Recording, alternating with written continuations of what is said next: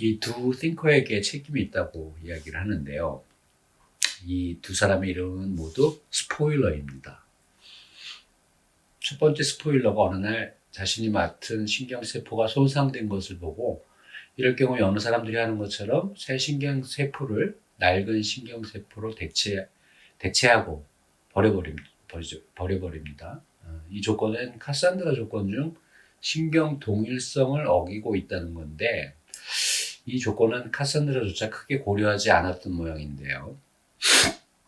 정상 상태의 신경세포 대사에서도 실제로는 세포 내 모든 원자 수준의 물질은 새로 유입된 물질로 대체되고 세포의 아이덴티티는 유지하고 있는 셈이 되는 거죠. 이 관점에서 보면 낡은 신경세포를 새 신경세포로 대체하는 건 이 과정을 아주 빨리 진행해 버린다고 생각하면 되는 거죠. 그런데 몇몇의 그 카산드라 주의자들이 주장하듯이 이런 식으로 세포 하나하나를 새로운 세포로 대체하게 되면 결국 모든 세포들은 다른 세포로 대체되게 되고 경험자는 이전의 경험자와 동일한 세포 구성은 없어지게 되면 같은 경험자라고 할 수 있느냐라는 생각에 미치게 됩니다. 어찌됐든 경험자가 동일한 여부만 외면하면 동일한 신경활동 패턴을 통해 같은 경험을 하는 경험자는 실제하는 상태인 거죠. 결국 신경동일성은 경험을 유발하는 현상에는 그다지 중대한 조건으로 생각되지는 않은 상황입니다. 여느 때와 같이 스포일러는 신경세포를 새 것으로 교체한 후에 경험 패턴이 자신에게 담당하는 신경이 바로 할 때를 이제 기다립니다. 몇 시간 여유가 있었는데 갑자기 쿵 소리와 함께 욕설이 들립니다. 어떤 바보가 다른 사람이 담당하는 신경 욕조에 쓰러졌고 산산조각이 나가 있습니다. 그 사람이 담당하던 신경세포와 그냥 베스라고 하겠습니다. 이걸 교환해야 경험 패턴을 만드는 데 문제가 되지 않겠죠.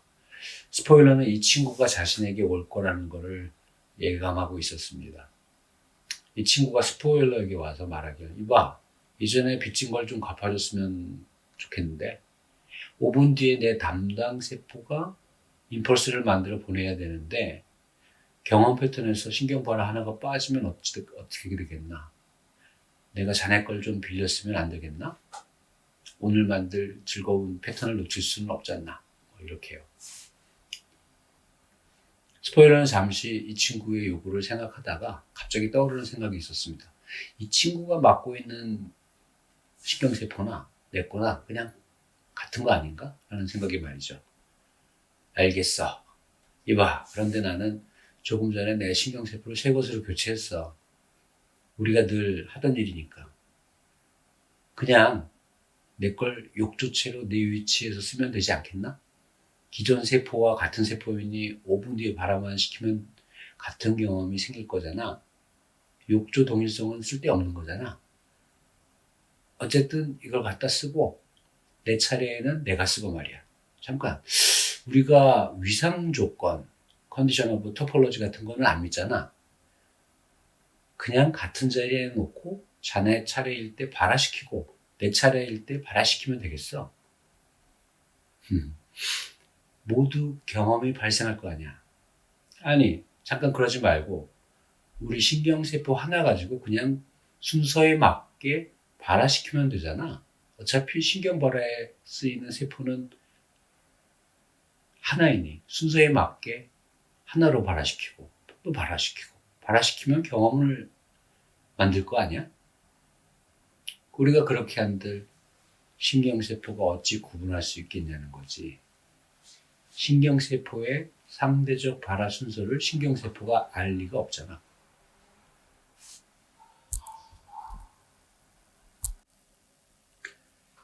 각각의 발화의 신경세포 하나로 임펄스 패턴의 물리적 실제를 구현할 수 있지 않냐고.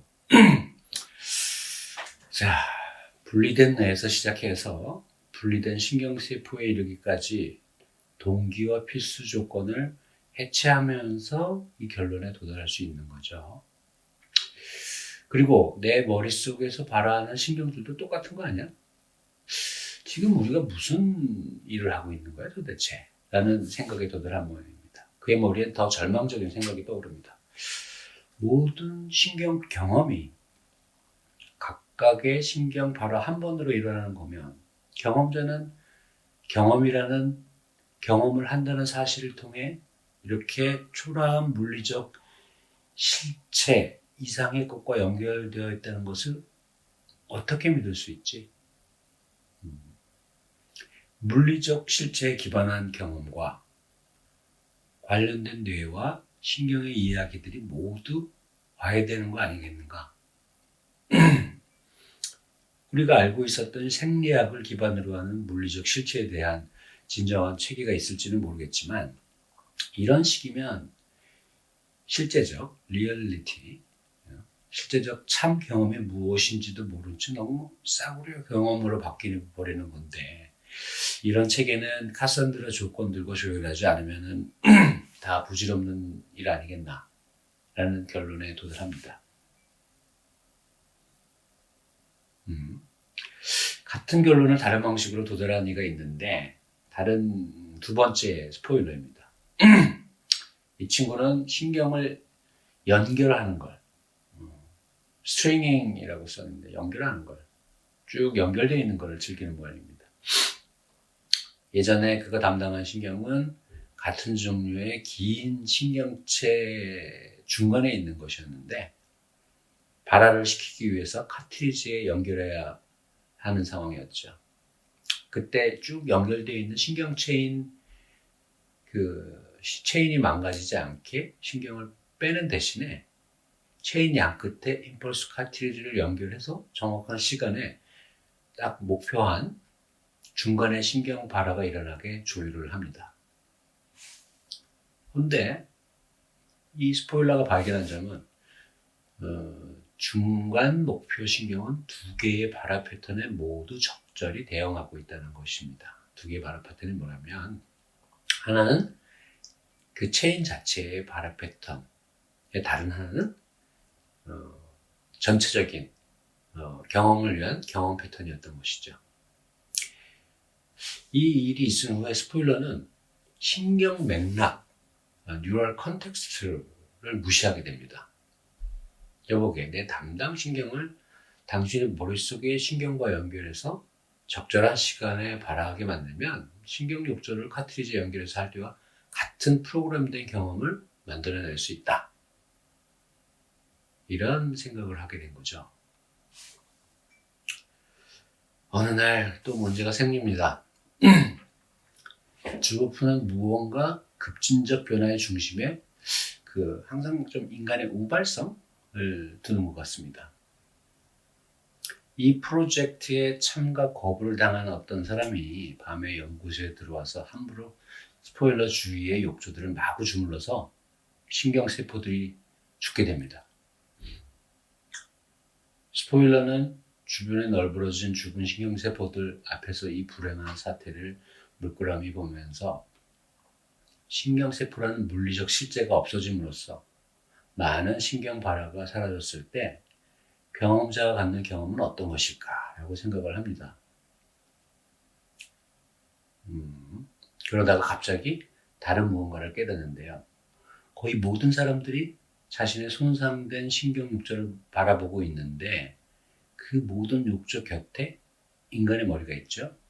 그 머릿속에는 수십억 개의 신경세포들이 있고 각 종류의 신경세포들이 수백만 개의 발화가 매 순간 일어나고 있는 것이 현재의 장면이고 이러한 장면이 스포일러에게는 되게 의미 있는 것으로 보이게 됩니다.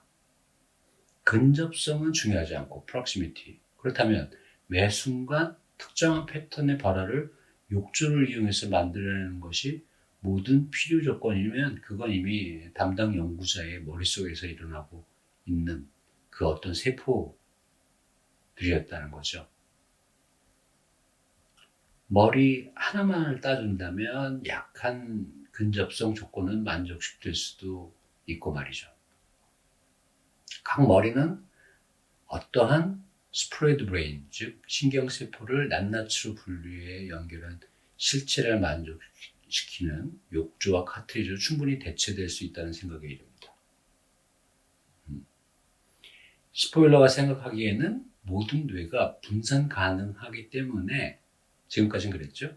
각각의 뇌가 갖는 각각의 경험에는 동일한 물리적 실체가 존재합니다. 이 조건은 내 뇌도 포함이 되고, 그렇다면 내 모든 믿음은 그저 떠다니는 구름 같은 상태로 존재할 수 있는 생각과 경험을 기반으로 한다는 얘기가 되는데, 이러한 의심의 대상은 모든 믿음을 포함하고 무엇보다 가장 기본적인 생략도 포함된다는 결론에 이릅니다. 만일 카산드라가 옳지 않다면 생략은 엉터리란 얘기가 되고 이 모든 것은 와야 되지 않는가라는 생각에 이르게 됩니다. 자, 이 부분은 제가 해석하는 데 좀 어려움이 있긴 했지만 아무튼 두 명의 스포일러의 생각에 힘입어 이 장대한 분산뇌 프로젝트는 막을 내리게 되나 봅니다. 그리고 경험의 본질에 대한 다른 결론으로 이행했다고 마무리하면서 이 에세이는 끝이 납니다. 주보프는 카산드라 역할을 자처한 것이겠죠? 자, 경험이라는 주관과 경험 현상이라는 객관의 간극은 인식론의 출발이기도 한데, 우리가 관찰하고 해석하고 재현하는 현상이 그 대상 자체일 수 있는지에 대한 문제제기 같기도 하고요. 아무튼 주보프의 시점에 대한 예상과 방법적인 예측이 좀 빗나가긴 했습니다. 20년 정도 흐른 시점에서는 의식과 관련된 현상적 접근을 실제라고 부르기도 하고 또 컴퓨터 시뮬레이션을 이용하기도 하기 때문에 지금 아예 실체 없이 연구를 진행하고 있는 과학자들도 있습니다. 그런 얘기들은 앞으로 나중에 논문으로 보기로 하고요. 주보프, 아니 카산드라의 주장은 아직 해결된 것이 없습니다. 그래서 이 에세이가 인용되기도 하고 그렇습니다. 다들 한번 읽어보시고 피드백 주시면 좋겠네요. 감사합니다.